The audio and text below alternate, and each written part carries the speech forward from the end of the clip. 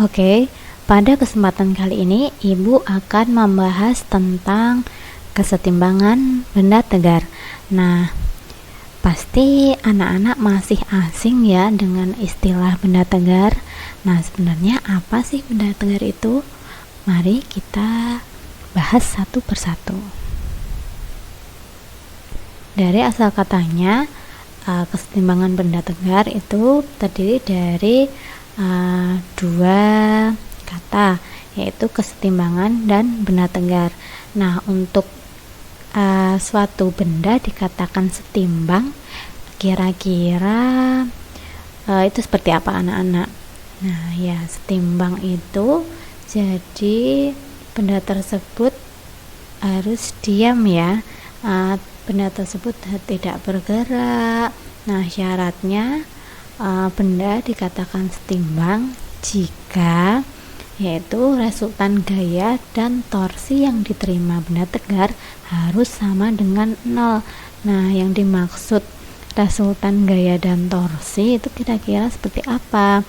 Nah, untuk resultan gaya itu tersendiri itu adalah gaya translasi. Nah, masih ingat nggak gaya itu apa? Yaitu gaya adalah suatu dorongan yang membuat benda itu bergerak. Nah, untuk setimbang jadi benda itu sigma F nya harus sama dengan 0, yaitu benda tidak boleh bergerak di arah sumbu X, sumbu Y maupun sumbu Z. Kemudian sigma torsinya harus sama dengan 0. Nah, torsi itu adalah sudah kita bahas di pertemuan sebelumnya, yaitu suatu benda yang berputar. Nah, jika benda itu berputar, maka benda tersebut tidak setimbang kan? Nah, jadi resultan torsinya harus sama dengan 0, yaitu sigma torsi harus sama dengan 0. Yang perlu diingat-ingat hanya dua syarat ini. Agar benda itu setimbang, harus resultan gayanya itu harus sama dengan 0, yaitu resultan torsi dan resultan gaya translasinya. Kemudian apa sih itu benda tegar? Nah, dari asal katanya benda tegar. Tegar itu berarti dia tidak mudah untuk berubah bentuk. Nah, dari definisinya itu sendiri, benda yang dikatakan benda tegar itu adalah benda yang bentuk geometrinya selalu tetap sekalipun dia dikenakan gaya. Maksudnya meskipun kita dorong, kita putar-putar, benda tersebut geometrinya tetap tidak berubah bentuk. Contohnya adalah bahan-bahan atau benda-benda yang terbuat dari kayu, dari besi. Nah, benda-benda tersebut dikatakan sebagai benda tegar. Contohnya adalah meja dan tangga. Ini salah satu contohnya. Tapi banyak sekali contohnya di sekitar kita. Ada pintu, ada jendela, kemudian ada apa lagi? Ada silinder yang terbuat dari besi, itu juga termasuk sebagai benda tegar. Oke, sampai sini mungkin sudah paham ya antara istilah dari kesetimbangan benda tegar itu. Oke, kalau sampai sini sudah paham, mari kita lanjut di slide selanjutnya. Oke, mari berlatih. Nah, coba kita amati. Di sini ada sebuah tangga yang kita sandarkan di dinding. Nah, sudut yang membentuk antara tangga dengan dinding kita sebut sebagai alfa. Kemudian sudut yang membentuk antara tangga dengan lantai kita sebut sebagai theta. Nah, kira-kira bisa nggak tangga ini tergelincir? Nah, misal ada seseorang yang menaiki tangga ini dengan berat tertentu, ya kan? Misal seseorang yang memiliki massa yang lebih ringan, tentunya tidak akan membuat tangga ini tergelincir. Tapi jika masa seseorang itu terlalu berat, bisa jadi tangga akan tergelincir. Nah, kira-kira berapakah batas sudut theta agar tangga tidak tergelincir? Jadi gini, misal tangganya ini terlalu vertikal, terlalu ke arah vertikal maupun terlalu ke arah horizontal, tentu saja akan mempengaruhi besarnya sudut antara tangga dengan lantai kan, sehingga tangga tersebut bisa jatuh atau tergelincir. Nah, kira-kira kita bisa ngukur sudutnya enggak, batas antara batas sudut antara tangga tersebut tepat akan tergelincir. Nah, syaratnya tadi sudah kita bahas di slide sebelumnya bahwa syarat benda itu setimbang ada dua, yaitu kesetimbangan translasi dan kesetimbangan rotasi. Mari kita uraikan satu persatu.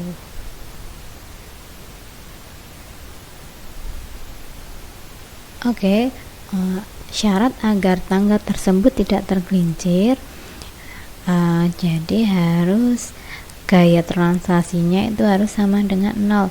Resultan gaya translasi harus sama dengan 0, yaitu sigma fx harus sama dengan 0 dan sigma fy harus sama dengan 0. Mari kita uraikan satu persatu arah gayanya. Di antara dinding dengan tangga, di sini ada gaya normal ke arah sumbu X. Ke arah sumbu X ini ada gaya normal yang membentuk antara tangga dengan dinding. Kemudian jika ada gaya normal ke arah sumbu X positif, pasti harus ada gaya yang berlawanan di arah sumbu X negatif, yaitu ada gaya gesek terhadap lantai. Nah, jadi gaya normal dan gaya geseknya itu harus sama, sehingga sigma fx nya harus sama dengan 0. Nah, kemudian untuk ke arah sumbu Y, jika ada gaya berat ke arah bawah, maka juga harus ada gaya normal ke arah atas, sehingga gaya normal terhadap lantai dengan gaya berat yang terbentuk antara tangga dengan gaya gravitasi, yaitu M kali G, harus besarnya juga harus sama, yaitu NL harus sama dengan MG, sehingga sigma FY harus sama dengan 0. Nah, ini adalah syarat agar benda atau tangga ini berada dalam posisi kesetimbangannya. Oke, sampai sini sudah jelas ya anak-anak ya. Jadi untuk kesetimbangan translasi, agar benda ini tidak tergelincir, agar tangganya tidak tergelincir, yaitu sigma fx dan sigma fy nya harus sama dengan 0.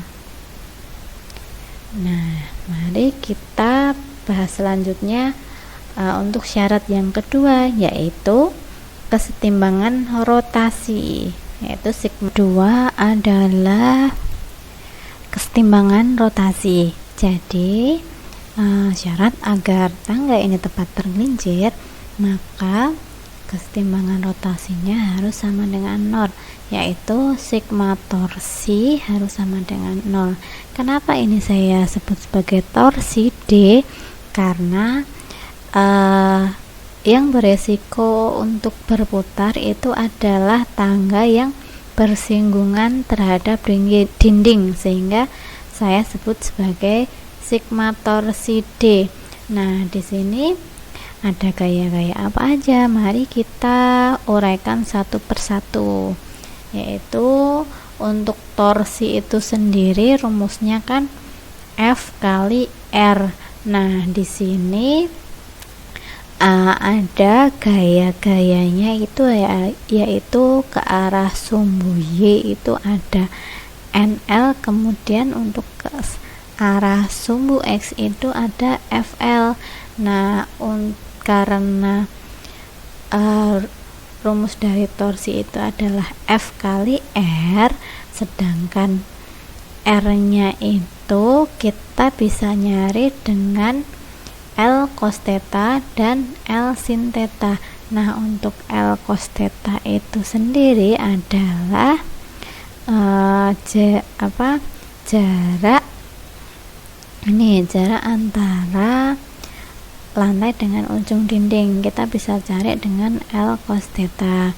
Kemudian jarak antara ini ujung tangga yang bersinggungan dengan lantai dengan sumbu porosnya ini kita bisa cari dengan L sin theta, kemudian dikurangi MG L per 2 cos theta. Nah, ini adalah momen inersia tangga. Nah, sebelumnya kita sudah bahas, yaitu untuk momen inersia di sana ada rumus-rumus untuk macam-macam geometri, yaitu ada batang silinder, kemudian ada bola.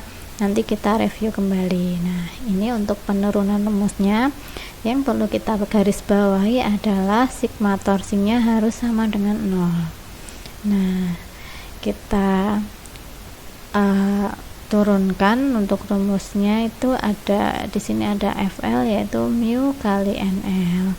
Kemudian yang lain tinggal ditulis ulang sehingga dengan mensubstitusikan NL dari persamaan transaksi diperoleh ini MG L cos theta minus mu MG L sin theta minus MG L per 2 cos theta harus sama dengan 0.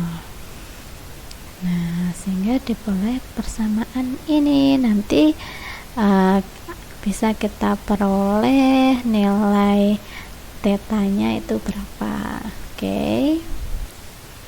Nah, sehingga kita peroleh mu sin theta sama dengan setengah cos theta sama dengan 0. Sehingga sinus theta per cos theta sama dengan 1 per 2 mu, di mana sin theta per cos theta itu adalah sama dengan tangen theta. Tangen theta sama dengan 1 per 2 mu. Ini adalah batas agar tangga tidak tergelincir atau tangga tepat akan tergelincir. Mungkin ini salah satu aplikasi dari kesetimbangan benda tegar. Ada banyak sekali aplikasi kesetimbangan benda tegar di sekitar kita. Misal ada jungkat-jungkit, kemudian saat kita membuka pintu itu juga ada fenomena torsi di dalamnya.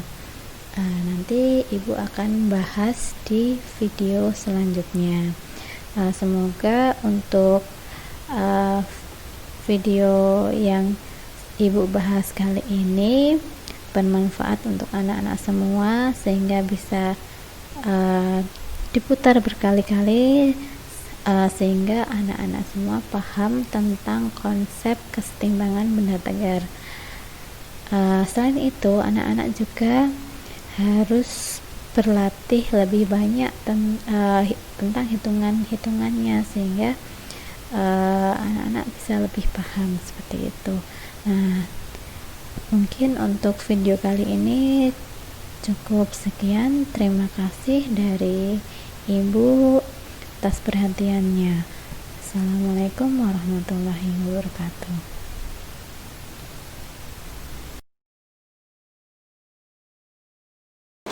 Bagaimana anak-anak? Sudah paham? Oke, sampai bertemu lagi di materi selanjutnya. Di sini fisika, di sana fisika, di mana-mana ada fisika. Jangan ragu untuk belajar fisika, karena fisika dekat dengan kita. Wassalamualaikum warahmatullahi wabarakatuh.